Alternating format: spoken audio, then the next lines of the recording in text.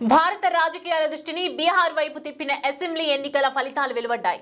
NDA కూటమిని గద్దెదించుతామన్న ప్రతిపక్షాల అంచనాలను బీహార్ ఓటర్లు పూర్తిగా తిప్పికొట్టారు. ఈ ఎన్నికల్లో బీజేపీ మిత్రపక్షాలు అంచనాలను మించి 200కు పైగా స్థానాలను గెలుచుకున్నాయి. బీహారీలు వన్స్ మోర్ నితీష్ కుమార్ అంటూ తీర్పు చెప్పారు. ఫలితంగా ఎన్డీఏ కూటమి మరోసారి అధికారాన్ని చేపట్టబోతోంది.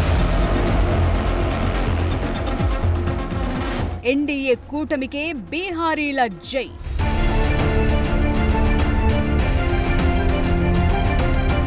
మెప్పించని రాహుల్ తేజస్వి కాంబో.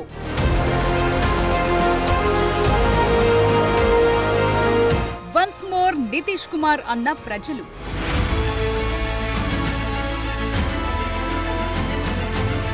బీహార్లో హోరాహోరీగా సాగిన ఎన్నికలు చివరికి ఎన్డీఏ కూటమిని విజేతను చేశాయి. కాంగ్రెస్ పార్టీ ఓట్ చోరీ, రకరకాల ఆరోపణలు చేసిన బీహార్ ప్రజలు వాటిని పట్టించుకోలేదు. అభివృద్ధి, సంక్షేమానికి ఓటు వేశారు. తద్వారా నితీష్ కుమార్, నరేంద్ర మోదీ నాయకత్వానికి మరోసారి జైకొట్టారు. వాస్తవానికి బీహార్ ఫలితం కాంగ్రెస్ పార్టీకి ఇలా వస్తుందని అంచనా వేయలేదు. ఆర్జేడీ అస్సలు ఊహించలేదు.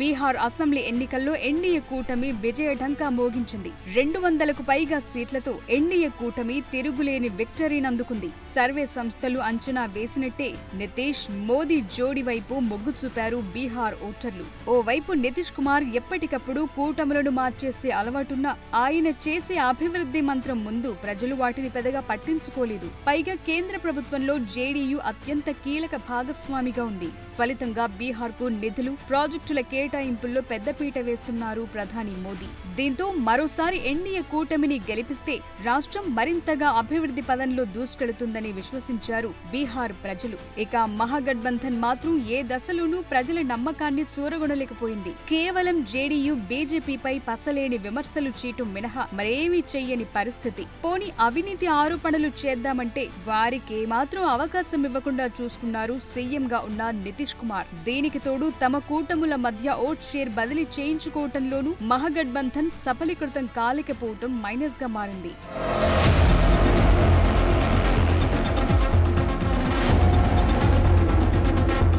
ఎన్డీఏ కూటమికి కలిసొచ్చిందేంటి?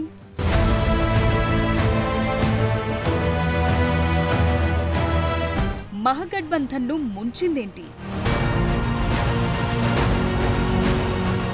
ఈసారి రాష్ట్ర వ్యాప్తంగా జరిగిన ఎన్నికల్లో మొత్తంగా 67.13% ఓటింగ్ నమోదైంది. 1951 తర్వాత బీహార్ చరిత్రలోనే ఇదే అత్యధిక పోలింగ్ కావటం విశేషం. ఇంతటి భారీ పోలింగ్ కారణంగా ప్రభుత్వం మారుతుందని, ప్రభుత్వ వ్యతిరేక ఓటు ఎక్కువగా ఉందని అంతా అంచనా వేశారు. కానీ ఎన్నికల ఫలితాల రోజున ఆ అంచనా పూర్తిగా తారుమారయ్యింది. ఈ ఫలితాలను బట్టి ప్రభుత్వానికి వ్యతిరేకంగా ఓట్లు ఎక్కువ పోలవ్వలేదని తెలుస్తోంది. ఇప్పటికే జాతీయ మీడియా, ఇతర సర్వేలు ఎన్డీఏ కూటమి విజయాన్ని అంచనా వేశాయి. బీహార్లో పురుషుల కంటే మహిళలు ఓట్ల పండుగలో పాల్గొన్నారు. దాంతో ఆ ఓట్లన్నీ ఎన్డీఏ కూటమి అధికారంలోకి వచ్చేందుకు సహకరించాయని రాజకీయ విశ్లేషకులు అంటున్నారు. ఇది ఎన్డీఏ కూటమికి బెనిఫిట్ గా మారిందని తెలుస్తోంది. నితీష్ కుమార్ కు ముఖ్యంగా మహిళల ఓట్లు అనుకూలంగా ఏకపక్షంగా పడినట్లు కనిపిస్తోంది. నితీష్ కుమార్ ప్రభుత్వం మద్యపాన నిషేధం అమలు చేయడంతో అనేక కుటుంబాలు ఆనందంగా ఉన్నాయి. అలాగే ఎన్నికల నోటిఫికేషన్ కు ముందు నితీష్ కుమార్ 10,000 రూపాయలు మహిళల ఖాతాల్లో జమ చేయటం కూడా కూటమికి కలిసి వచ్చింది. దాంతో నితీష్ పట్ల మహిళల్లో ఆదరణ పెరిగిందని, అది ఎన్నికల ఫలితాల్లో ప్రభావం చూపిందని తెలుస్తోంది. అటు యువ నాయకుడు ఆర్జేడీ అధినేత తేజస్వి యాదవ్ కు ఈ ఎన్నికలు నిరాశనే మిగిల్చాయి. మహిళలకు 30,000 ఇస్తామని తేజస్వి యాదవ్ ప్రకటించినా ఆ హామీ ప్రభావం పెద్దగా చూపలేకపోయింది. అప్పటికే మొదటి దశ పోలింగ్ ముగియటంతో ఆ వాగ్దానం నీరుగారిపోయింది. నిజంగా అనేక రాష్ట్రాల అసెంబ్లీ ఎన్నికలకు ముందు బీహార్ విజయం ఆ కూటమికి మంచి బూస్ట్ ఇచ్చినట్లే. త్వరలోనే ఉత్తరప్రదేశ్, పశ్చిమ బెంగాల్, తమిళనాడు రాష్ట్రాల్లో ఎన్నికలు జరగనున్నాయి. ఈ 3 రాష్ట్రాల్లోనూ పాజిటివ్ వేవ్ తో వెళ్లాలంటే బీహార్ అసెంబ్లీ ఎన్నికల్లో బీజేపీ అలయన్స్ గెలవటం ముఖ్యమైంది. ఏకపక్షంగా బీహార్ ఓటర్లు బీజేపీ కూటమికి పట్టం కట్టారు. అందుకే 243 అసెంబ్లీ నియోజకవర్గాలున్న బీహార్ అసెంబ్లీలో దాదాపు 200కు పైగా స్థానాలు గెలవటమంటే వార్ వన్ సైడ్ అని చెప్పాలి. నిజానికి బీహార్లో మోదీ, నితీష్ కుమార్ కాంబినేషన్ బాగా వర్కౌట్ అయ్యింది. ఎన్డీఏ కూటమి ఇచ్చిన హామీలు కూడా బాగా పనిచేశాయి. సీమాంచల్లో ఆర్జేడీకి పట్టుంది. అలాంటి ప్రాంతంలోనూ బీజేపీ జేడీయూలు గెలవటమంటే ప్రజలు ఇక ఎన్డీఏ కూటమికి తిరుగులేని విజయాన్నందించారు. ఎన్నికల స్కెడ్యూల్ వచ్చినప్పటి నుంచి ఎన్డీఏ కూటమి ఓ ప్లాన్ ప్రకారం ముందుకెళ్లింది. సీట్ల సర్దుబాటులోనూ ఎలాంటి అలకలు, ఇబ్బందులు లేకుండా చూసుకుంది. ముఖ్యమంత్రి అభ్యర్థిగా నితీష్ కుమార్ ను ప్రకటించింది. అదే సమయంలో అన్ని సామాజిక వర్గాల నేతలను దగ్గరకు తీసుకుని ఓటర్లకు దగ్గరయ్యే ప్రయత్నం ఎన్డీఏ కూటమి చేసింది. ఇక పోల్ మేనేజ్మెంట్ విషయంలో కానీ, ప్రచారంలో కానీ బీజేపీ కూటమి మహాగఠబంధన్ కంటే ముందంజలో ఉంది. ఆర్జేడీ వస్తే అవినీతి పెరుగుతుందన్న బీజేపీ, అందులోనూ మోదీ పదే చేసిన ప్రచారం ప్రజల్లోకి చొచ్చుకు వెళ్లింది. అన్నీ కలిసి బీజేపీ కూటమికి కలిసి వచ్చినట్లే కనిపిస్తుంది. మొత్తం మీద ఈ ఎన్నికల్లో ప్రజా వ్యతిరేకత కన్నా నితీష్ కుమార్ పరిపాలనపై మహిళల బలమైన ఆదరణ, మోదీపై నమ్మకం ఎన్డీఏ కూటమికి చారిత్రక విజయాన్ని అందించాయని పొలిటికల్ ఎక్స్పర్ట్స్ చెప్తున్నారు. కాలం మారింది, కథ మారింది. దశాబ్దాలుగా ఈ దేశాన్ని ఏకఛత్రాధిపత్యంగా ఏలిన కాంగ్రెస్ పార్టీ నేడు దేశవ్యాప్తంగా తన పట్టును కోల్పోతూ అస్తిత్వ సంక్షోభాన్ని ఎదుర్కొంటోంది. 2004కు ముందు ఒకలా, 2014 తర్వాత మరోలా కాంగ్రెస్ పరిస్థితి పూర్తిగా మారిపోయింది.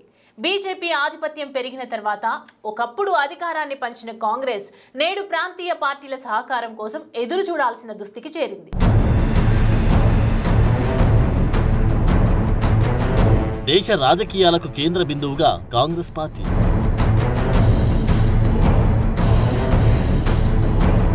కేంద్రంలో, రాష్ట్రంలో బలహీనపడుతున్న పరిస్థితులు.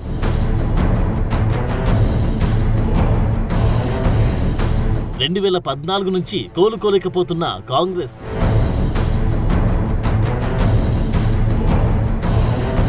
ఒకప్పుడు ప్రాంతీయ పార్టీలకు తల్లిలా ఉన్న కాంగ్రెస్ నేడు వాటిపైనే ఆధారపడాల్సిన పరిస్థితికి చేరుకుంది. నెహ్రూ నుంచి రాజీవ్ గాంధీ హయాం వరకు కాంగ్రెస్ కు ఉత్తరాది, ఈశాన్య రాష్ట్రాల్లో తిరుగులేని స్థానం ఉండేది. కానీ రాను రాను రాహుల్ గాంధీ జమానాకు వచ్చేసరికి ఆ పట్టు పూర్తిగా సడలిపోయింది. ఒకప్పుడు కాంగ్రెస్ పిడికిలు బిగించి గెలిచిన రాష్ట్రాలైన ఉత్తరప్రదేశ్, పశ్చిమ బెంగాల్, బీహార్, ఢిల్లీ, ఒడిశా వంటి చోట్ల పార్టీ దాదాపు ఉనికి కోల్పోయింది. 10 ఏళ్లు దేశంలో అధికారంలో ఉన్నప్పటికీ కాంగ్రెస్ పార్టీ దేశంలోని అన్ని రాష్ట్రాల్లో క్షేత్రస్థాయిలో బలాన్ని పెంచుకోలేకపోయింది. బలమైన సంస్థాగత నిర్మాణం లేకపోవడం, కొత్త నాయకత్వాన్ని ప్రోత్సహించలేకపోవడం ఈ పతనానికి ప్రధాన కారణం. బీజేపీని తట్టుకోవడానికి ప్రాంతీయ పార్టీలతో కలిసి వెళ్లాలనే కాంగ్రెస్ వ్యూహం ఆ పార్టీకి ఆత్మహత్య సదృశ్యంగా మారింది.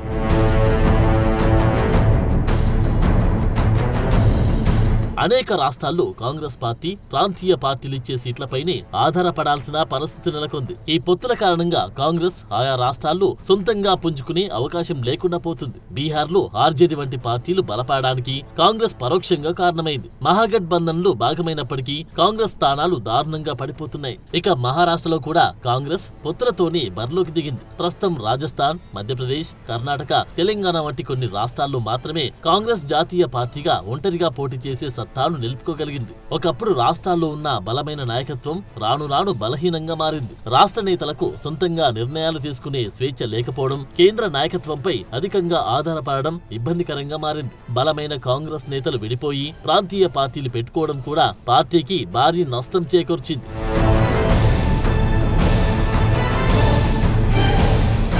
బీహార్ రాజకీయాల్లో యువ నాయకుడిగా ఎదిగిన తేజస్వి యాదవ్ కు మళ్లీ సీఎం కుర్చీ దక్కే అవకాశాలు దూరమయ్యాయి. 2017 తర్వాత ఇది ఆయనకు సీఎం అయ్యే అవకాశం చేజారిన మూడో ప్రధాన సందర్భం. 2 సార్లు ఉప ముఖ్యమంత్రిగా పనిచేసిన రాజకీయం మారిన ప్రతిసారి ఆయన స్వప్నం నెరవేరకుండా ఉంది. 2017లో తేజస్వికి సీఎం పదవి అతి చేరువలోకి వచ్చి మళ్లీ దూరమైంది. 2015 ఎన్నికల్లో ఆర్జేడీ, జేడీయూ, కాంగ్రెస్ మహాగఠబంధన్ ఏర్పాటు చేసి ప్రభుత్వం ఏర్పాటు చేసింది. నితీష్ కుమార్ ముఖ్యమంత్రి కాగా తేజస్వి ఉప ముఖ్యమంత్రిగా పనిచేశారు. అయితే తేజస్విపై వచ్చిన అవినీతి ఆరోపణలను కారణంగా చూపుతూ నితీష్ అకస్మాత్తుగా కూటమి నుంచి నిష్క్రమించారు. వెంటనే జేడీయూ ఎన్డీఏలో చేరడంతో తేజస్వి పదవి కోల్పోయి ప్రతిపక్ష నాయకుడిగా మారారు. ఈ నిర్ణయంతో ఆయనకు సీఎం అయ్యే అవకాశం పూర్తిగా తగ్గిపోయింది. తేజస్వికి రెండో పెద్ద అవకాశం 2020 ఎన్నికలు. నిరుద్యోగం, 10 లక్షల ఉద్యోగాల వాగ్దానంతో ఆయన భారీ ప్రచారం నిర్వహించారు. ఆర్జేడీ 75 సీట్లను గెలుచుకుని రాష్ట్రంలో అతిపెద్ద పార్టీగా నిలిచింది. అయితే కూటమిలో కీలక పాత్రలో ఉన్న కాంగ్రెస్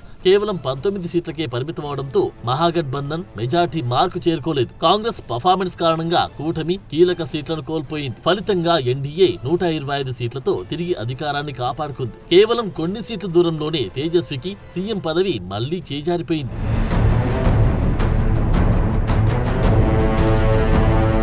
అయితే ఈ ఎన్నికల్లో అందరి దృష్టిని ఆకర్షించిన వ్యక్తి ప్రశాంత్ కిషోర్. ఎన్నికల వ్యూహకర్త నుండి రాజకీయ నాయకుడిగా మారిన ప్రశాంత్ కిషోర్ జనసురాజ్ పార్టీ స్థాపించి ఎన్నికల బరిలో నిలిచారు. అయితే పీకే పూర్తిగా ఫెయిల్ అయ్యారు. కింగ్ కాకపోయినా కనీసం కింగ్ మేకర్ గా ఎదగాలని ఆయన వ్యూహం తుడిచిపెట్టుకుపోయింది. ఇది కేవలం పీకే వ్యక్తిగత వైఫల్యంగానే కాకుండా ఆధునిక భారత రాజకీయాల్లో వ్యూహకర్తల పాత్రపై ఆధారపడిన పార్టీలన్నిటికీ ఓ గుణపాఠమని చెప్పొచ్చు. 2014లో నరేంద్ర మోడీ, 2015లో నితీష్ కుమార్, 2017లో అమరీందర్ సింగ్, 2019లో జగన్మోహన్ రెడ్డి, 2021లో మమతా బెనర్జీ, ఇలా అనేక రాష్ట్రాల్లో వివిధ సిద్ధాంతాలు కలిగిన రాజకీయ నాయకులను అధికారంలోకి తీసుకురావడంలో పీకే వ్యూహాలు అద్భుతంగా పనిచేశాయి. అయితే వ్యూహకర్తగా అత్యున్నత శిఖరాలను అధిరోహించిన పీకే స్వయంగా రాజకీయ నేతగా మారిన తర్వాత మాత్రం ఘోర వైఫల్యాన్ని చవిచూశారు. బీహార్లో తన పార్టీ ఒక్కటంటే ఒక స్థానంలో కూడా విజయం సాధించలేకపోయింది. కనీసం 7 నుంచి 8% ఓట్లను సాధించవచ్చని కొన్ని ఎగ్జిట్ పోల్స్ అంచనా వేసిన ఆ అంచనాలు కూడా తప్పాయి. చివరికి పార్టీకి చెప్పుకోదగ్గ ఓట్లు కూడా రాలేదు. దీంతో ప్రశాంత్ కిషోర్ కు చేదు అనుభవం ఎదురైందని చెప్పొచ్చు. కేవలం వ్యూహాలు, ప్రచారం, సోషల్ మీడియా మేనేజ్మెంట్ ద్వారా అధికారం లభించదని ప్రశాంత్ కిషోర్ స్టోరీ తెలియజేస్తోంది. ప్రజాబలం, పార్టీ నిర్మాణం, నాయకులపై నమ్మకం అనే పునాదులు బలంగా ఉంటేనే ఏ పార్టీ అయినా అధికారంలోకి రాగలదు అని నిరూపించింది. బీహార్ ఎన్నికల్లో జనసురాజ్ పార్టీ బొక్కబోర్ల పడడానికి అనేక కారణాలున్నాయి. ఎన్నికల ముందు పీకే చేసిన పాదయాత్రలు, క్షేత్రస్థాయి పర్యటనలు మీడియాలు హైలైట్ అయ్యాయి. కానీ ఎన్నికల్లో గెలుపునకు అవసరమైన బలమైన సంస్థాగత నిర్మాణం, ప్రతి బూత్ లో పనిచేసే కార్యకర్తల వ్యవస్థ జనసురాజ్ కు కొరవడింది.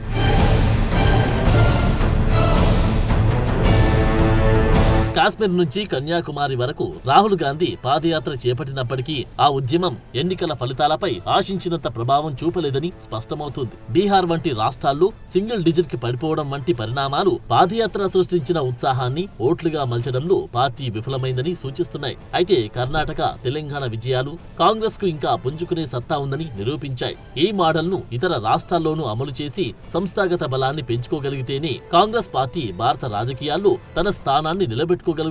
లేదంటే జాతీయ స్థాయిలో ప్రాంతీయ పార్టీల నీడలో మస్కబారక తప్పదు అనేది రాజకీయ పండితుల మాట.